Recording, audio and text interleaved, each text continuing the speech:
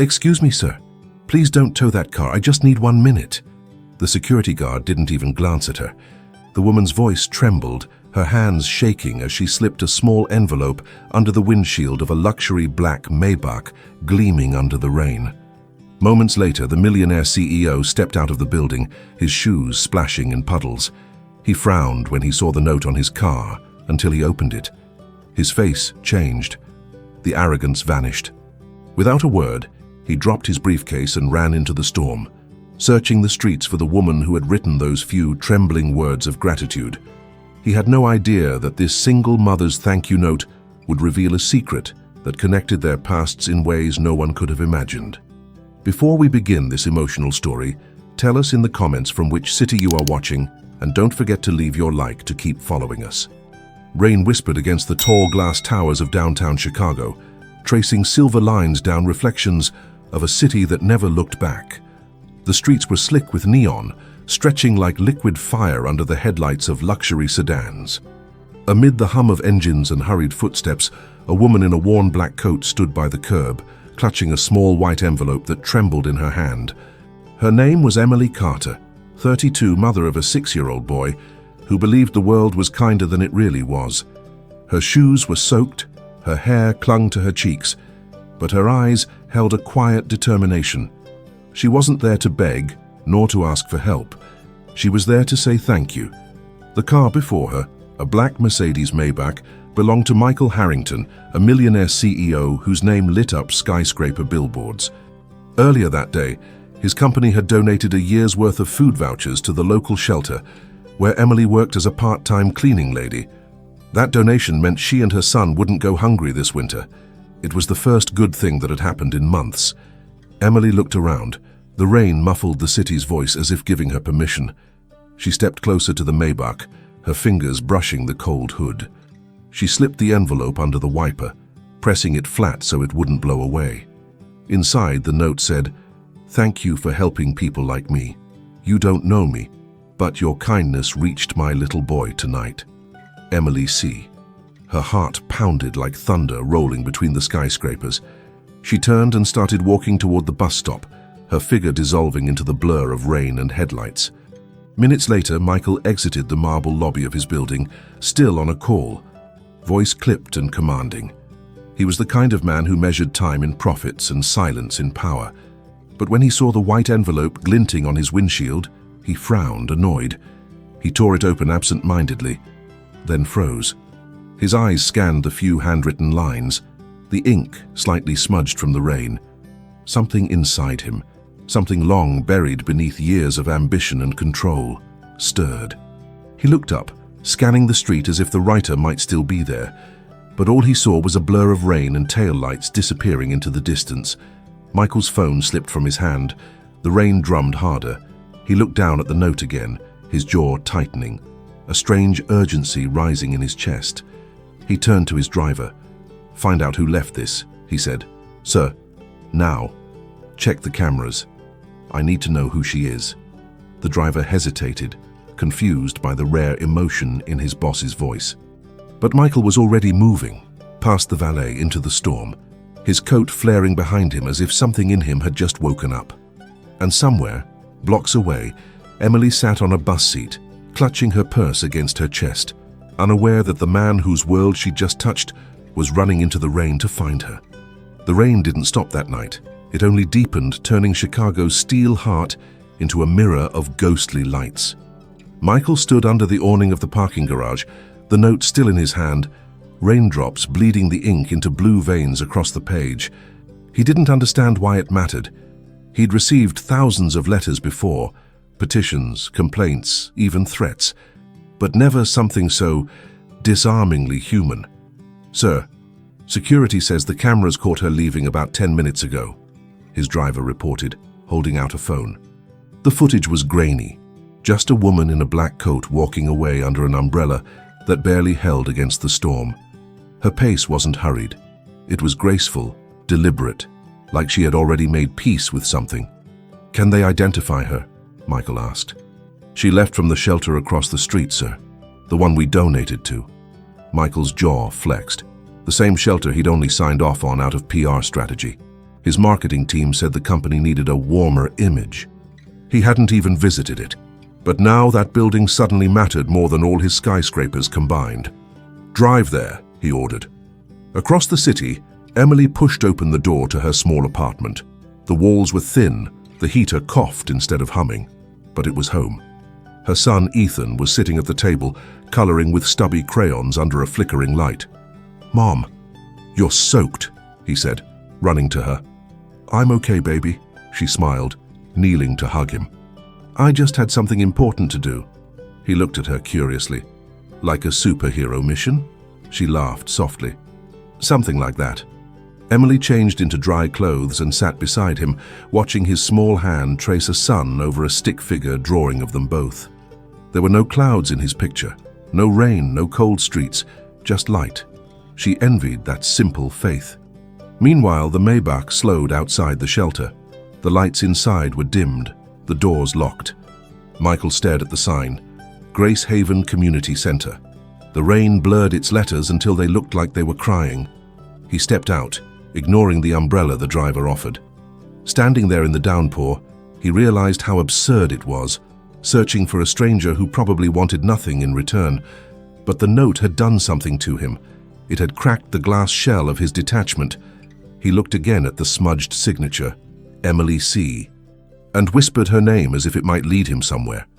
Behind him, the city pulsed and glittered, indifferent. Ahead, the dark shelter stood silent, holding stories he had never cared to hear, until now. Morning came reluctantly to Chicago, grey and tired. The storm had left the streets glazed with frost, and the city awoke with a hangover of rain. Emily stood by the kitchen window of her small apartment, watching breath fog the glass. Ethan was still asleep on the couch, his blanket tangled, one small hand clutching his stuffed bear. On the counter lay an unpaid bill folded under a cracked mug. Her cleaning shifts barely covered rent, and the shelter had just cut hours due to funding issues. She exhaled slowly, remembering the envelope she had left the night before. Maybe it was foolish, writing that note, but it had felt right. It was her way of saying she still believed gratitude mattered, even in a world that forgot names like hers. At that same hour, Michael was already in his penthouse office on the 58th floor, coffee untouched, staring at the city below. The note was there on his desk, carefully dried, each word etched into him like a quiet accusation. He called his assistant. "Find out who she is. Emily C. from Grace Haven Shelter." "Of course, Mr. Harrington. May I ask why?" He hesitated. "Because I want to thank her properly." The assistant's raised brow went unseen, but she nodded and left. Moments later, his board of directors entered for the morning meeting. Men and women in tailored suits, voices sharp, smiles polished. They spoke about numbers, market expansion, a merger. Michael listened, but his mind was elsewhere, on the woman who had written a few trembling words that somehow felt more real than everything in that room. When the meeting ended, he lingered by the window. The skyline reflected on the glass, a kingdom he'd built, but one that suddenly felt empty. For the first time in years, he questioned why he'd built it at all. That afternoon, Emily walked through the shelter's quiet halls. The scent of detergent lingered in the air as she wiped tables and folded blankets. Her co-worker, a tired woman named Rosa, smiled faintly. "You hear about the donation yesterday?" Rosa said. Emily nodded. "Yeah, it's helping already." "People like that CEO, they don't even know our faces," Rosa muttered. "They just sign checks." Emily paused, a small secret smile tugging her lips. "Maybe sometimes they do care." Outside, a black car slowed in front of the shelter again. Michael stepped out, his coat catching the wind. He scanned the entrance, his heart strangely quickened. The shelter door creaked open. Inside, laughter echoed faintly. He took a breath, straightened his tie and walked toward it, unaware that fate was about to place them in the same room for the first time. The shelter was quieter than usual that afternoon. The air smelled faintly of bleach and old coffee, the kind of scent that never really left. Emily was kneeling beside a storage cart, sorting blankets into neat stacks, when the sound of footsteps echoed across the tiled floor. They weren't hurried, just firm, deliberate. Not the kind of steps she usually heard in this place. She looked up. Michael Harrington stood in the doorway, his dark coat dripping from the melted snow, his expression unreadable. For a moment, he seemed out of place, too polished for the peeling walls and flickering lights, but his eyes were searching, restless, as if he'd lost something he didn't know how to describe. Rosa, behind the front desk, nearly dropped her pen. "Sir, this is a community shelter." "Are you lost?" Michael's voice was low, controlled. "No, I'm looking for someone who works here." Emily froze. Her hand tightened around a folded blanket. Rosa gestured uncertainly toward her. "She's the only one on shift right now." Michael's gaze followed, locking onto Emily. Recognition flickered, though they'd never met. The kind of recognition that lives in silence, not memory. He stepped closer. "Are you Emily?" She hesitated, then stood, wiping her hands on her apron. "Yes, I am." He pulled something from his coat pocket. The note, edges slightly wrinkled, her handwriting faint but legible. "You left this," he said. Her eyes widened. "You read it?" "I did." For a moment, neither spoke. The hum of an old refrigerator filled the room. The man who had everything stood before the woman who had nothing, and yet it felt like she held the gravity in that space. "I just wanted to say thank you," she murmured, voice trembling but steady. "Your donation, it means my son and I can make it through this winter." Michael's composure cracked for the first time. "I didn't know. I mean, I never really see where it all goes." Emily offered a small, understanding smile. "You don't have to. You already did enough." But something in her humility unsettled him. He looked around the small, worn-out room, the chipped tables, the sleeping bags stacked like broken promises. It hit him harder than any business loss ever could. He cleared his throat. "If there's anything more I can do—" "There isn't," she interrupted softly. "You've done plenty. Some things you can't buy, Mr. Harrington, and I think you already know that." The words landed gently, but they pierced deep. Rosa's voice cut in, breaking the silence. "Emily, the dryer's done." Emily nodded and turned away, the moment dissolving like snow on warm skin. Michael stood still, watching her disappear down the hallway. For the first time in years, he didn't feel like a CEO. He felt human and completely unprepared for what that meant. Outside, the wind pressed against the shelter's windows, whispering of a storm not yet over. Michael didn't return to the office that evening. His driver waited outside the shelter for nearly an hour, engine idling, but he never reappeared. Instead, he stood at the end of the block beneath a flickering streetlight, hands buried in his coat pockets, eyes fixed on the fogged windows of Grace Haven. Through the glass, he could see silhouettes moving, people folding blankets, children laughing faintly, and her, Emily, moving quietly among them, gentle, deliberate, unaware she was being watched. Something about her steadiness unsettled him. She carried her hardships without bitterness, as if Grace itself had learned to walk in old sneakers.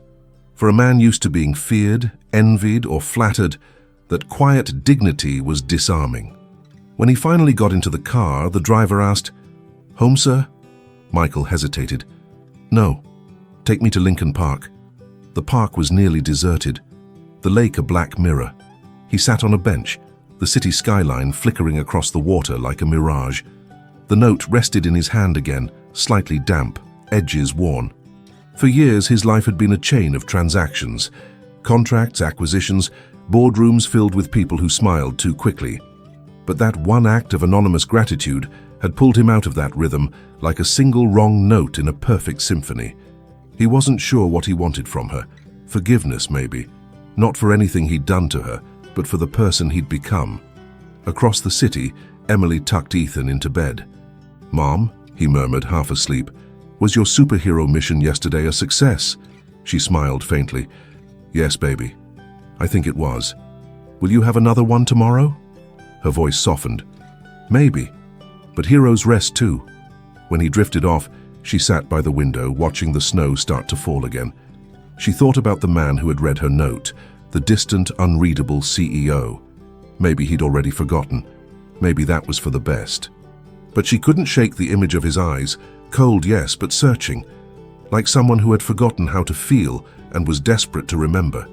She whispered to the night, "I hope he's okay." The next morning, when Michael arrived at headquarters, his assistant looked uneasy. Sir, the marketing team scheduled your interview about the donation. They want to film at the shelter this week. Michael paused mid-step. The thought of cameras invading that place made his chest tighten. Cancel it, he said. Sir, it's good publicity. Cancel it, he repeated. No cameras, no press, just keep the funding consistent. He walked past her, silent, eyes clouded. Somewhere deep inside, a decision was forming, one that had nothing to do with business. And as the snow thickened outside his office window, Michael realized he was no longer just curious about the woman from the note. He needed to understand why her words had made him feel alive for the first time in years. 2 days later, a soft snow dusted the sidewalks of Chicago, painting the gray city in fleeting innocence. Inside Grace Haven, the heater rattled like an old train, and Emily was mopping the hallway floor when Rosa burst in from the office with a startled look. Emily, you won't believe this, she said, waving a paper. That CEO Harrington, he doubled our donation. Again. Emily blinked, lowering the mop. Doubled? Why? Rosa shrugged, laughing. Who cares why? Maybe he finally grew a heart. But Emily stood still. Her hands tightened on the mop handle. Something about it didn't feel like a coincidence. She remembered his eyes, the pause before he spoke, the weight behind his words. No, this wasn't random charity. That afternoon, as volunteers bustled around the shelter, a black SUV pulled up quietly outside. Emily saw it through the fogged glass door, but didn't move. She knew. Moments later, Michael appeared, this time without a suit jacket, just a dark sweater under his coat. He looked less like a CEO, more like a man trying to remember how to be ordinary. Good afternoon, he said gently. I hope it's not a bad time. Emily hesitated, then nodded toward the supply room. You can come in, but we're busy. He followed, the sound of his shoes soft against the tile. He noticed the chipped paint, the smell of detergent, the faint hum of laughter from the kitchen. Everything here was imperfect, and yet strangely alive. I wanted to see how the shelter was doing, he said. It's surviving, she replied, keeping her tone even. Thanks to the donation. He nodded, watching her as she arranged boxes of canned food. You don't seem very surprised. I'm not, she said quietly, but I am curious. Why the sudden generosity? Michael looked down, unsure how to explain the ache that had settled inside him since that night. Because I realized, sometimes you build empires and forget the people who keep them standing. Her eyes flicked toward him, assessing. That's a nice thing to say in an interview. I'm not here for an interview, he said, voice low. Just for you to know that your note, it changed something. The words hung between them, heavy, intimate. Emily stepped back slightly, unsure if she could trust what she heard. Mr. Harrington, I'm grateful, but please don't mistake kindness for connection, she said gently. People like me, we live in different worlds. Michael's jaw tightened, but his gaze softened. Maybe that's the problem. Before she could respond, Ethan came running down the hall, his laughter echoing. Mom, he shouted, holding up a paper snowflake he'd cut himself. Look. Emily knelt, smiling, but Michael's expression shifted, something tender crossing his face as he watched them. The boy's innocence hit him like sunlight breaking through years of fog. Emily looked up, realizing he was still watching. Their eyes met, and for a fleeting second, the distance between their worlds didn't exist. But then she rose quickly, composing herself. Thank you for visiting, Mr. Harrington. We appreciate it. Now, if you'll excuse me, I have work to finish. He nodded silently and turned to leave. Yet as he stepped into the snow, he knew he wasn't walking away. He was being pulled deeper into something he couldn't yet name. Winter deepened, wrapping Chicago in sheets of glassy ice and breath clouds that hung like ghosts above the streets. For Emily, the days blurred together, cleaning shifts, bus rides, frozen fingers, and quiet dinners with Ethan. Yet something had changed since that afternoon. The shelter's pantry was always full now, the roof finally repaired, the volunteers suddenly better equipped. And though no one said it aloud, everyone knew whose invisible hand had made it happen. Michael Harrington hadn't returned in person since his last visit, but his presence lingered, quiet, watchful. Sometimes a van would arrive with fresh blankets or children's books, no note attached. Sometimes the shelter's bills were mysteriously covered. Emily didn't need to ask. She knew. But knowing made her uneasy. Gratitude came easily. Trust did not. She couldn't understand what a man like him wanted from someone like her. In his office, Michael stared at the city below. But his reflection in the glass looked like someone he no longer recognized. The empire he had built now felt hollow. His assistant entered, holding a folder.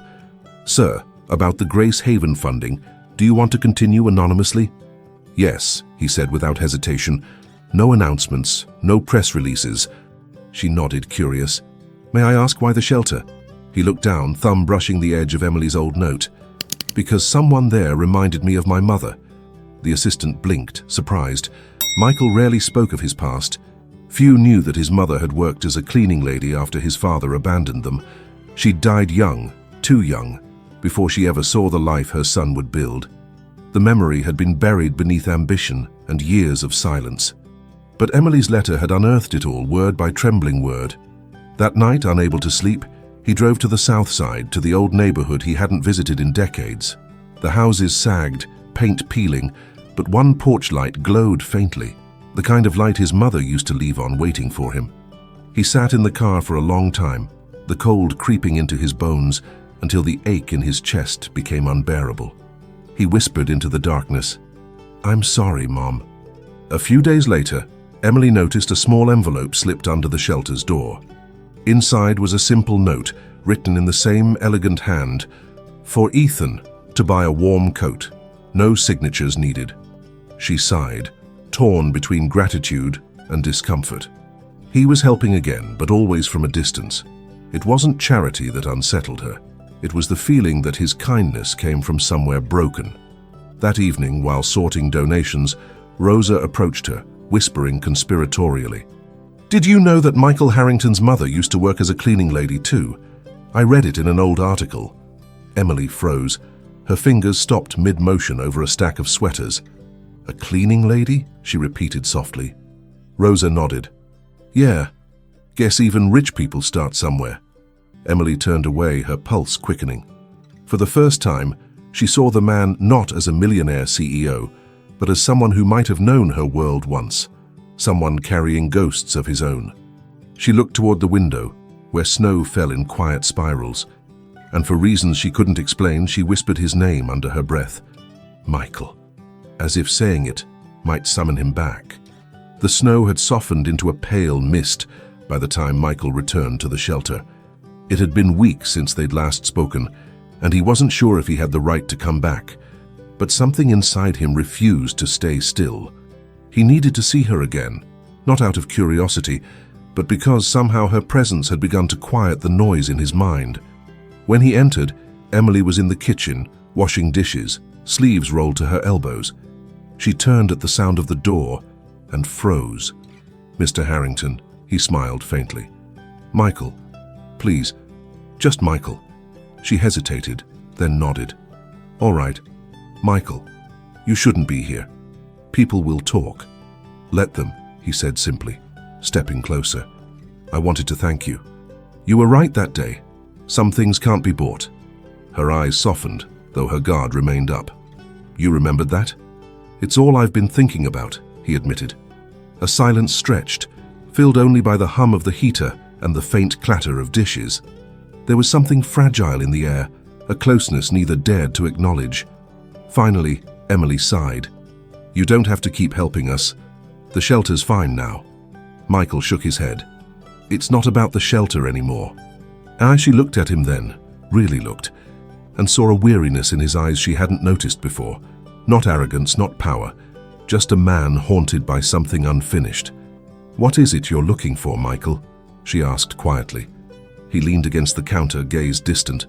"Forgiveness, maybe, for building a life so high above the people who needed me most. My mother, she used to scrub office floors while I studied late. I told her I'd buy her the world one day, but by the time I could, she was gone." Emily's breath caught. She didn't speak, just listened. The pain in his voice was raw, unpolished, real. "My mother was a cleaning lady too," she finally said. "She died when I was 15.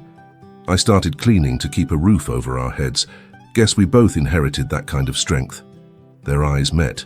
Two stories, parallel and wounded, finally colliding. Michael whispered, "Maybe that's why your note hit me the way it did. It wasn't from a stranger. It was from someone who reminded me of who I was before I lost myself." Emily blinked back, tears lowering her gaze. "You didn't lose yourself, Michael. You just stopped listening to the part of you that still cared." The words settled between them like a prayer. For a moment, the world outside and the snow, the city, the cold, disappeared. Ethan's laughter suddenly echoed from the hallway, breaking the tension. He ran in, holding a drawing. "Mom, look, I made one for him." Michael bent down, surprised. The paper showed 3 stick figures, a man, a woman, and a little boy, standing under a big yellow sun. He smiled gently. "Who's this?" Ethan grinned. You helped us. Mom says good people help without asking for anything back." Michael's throat tightened. He met Emily's gaze again, and for the first time, neither looked away. But just as warmth filled the room, a voice called from the doorway. A man in a dark suit holding a clipboard. "Mr. Harrington, your driver's waiting. You're late for the investors' meeting." The spell shattered. Michael straightened, his walls returning for a heartbeat. "I'll come back," he said softly. "If that's okay." Emily didn't answer, but her silence said enough. He turned and walked into the cold, the echo of Ethan's laughter following him into the falling snow, a sound he couldn't get out of his mind. The wind off Lake Michigan howled that night, scattering flakes of snow across the frozen streets. Emily finished her shift at the shelter late, wrapping her scarf tightly around her neck. As she locked the door, she noticed the black sedan parked across the street, familiar, motionless. Her heart skipped. Michael stepped out, his breath visible in the cold air. "I was hoping to catch you," he said, his tone softer than the night itself. She smiled faintly. "You don't give up easily, do you?" "Not when something matters," he replied. They walked together in silence for a few blocks, boots crunching through the snow.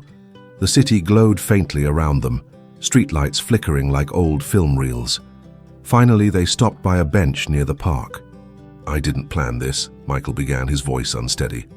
"But there's something I need you to know." Emily turned toward him, the wind whipping strands of hair across her face. "Then say it." He took a deep breath. "Before the donation, I didn't even know about Grace Haven. My team handled it, but when I saw your note, I recognized the handwriting. Not yours exactly, but the way you signed your name. My mother used to write her C the same way."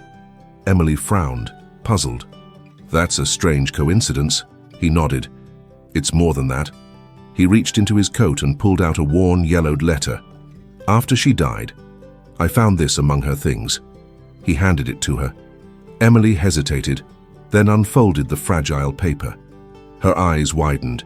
It was a letter from Grace Haven Shelter dated 20 years ago, addressed to Margaret Carter. "My mother," Emily whispered, voice trembling. "This letter. She volunteered here when I was a kid." Michael's gaze softened. "She was the one who helped my mother when she was homeless. The shelter took her in for a few weeks until she found work. My mother always said a woman named Margaret Carter saved her life." Emily's breath caught. Her knees felt weak. "That means..."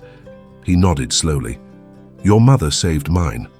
And now, all these years later, you saved me." Tears welled in her eyes, blurring the snow and streetlights into a swirl of light. She laughed softly, shaking her head. "That's impossible." "The world isn't that poetic." Michael smiled gently. "Maybe it is when it wants to be." They sat there in silence, two strangers bound by the echoes of mothers who had once crossed paths in the same place.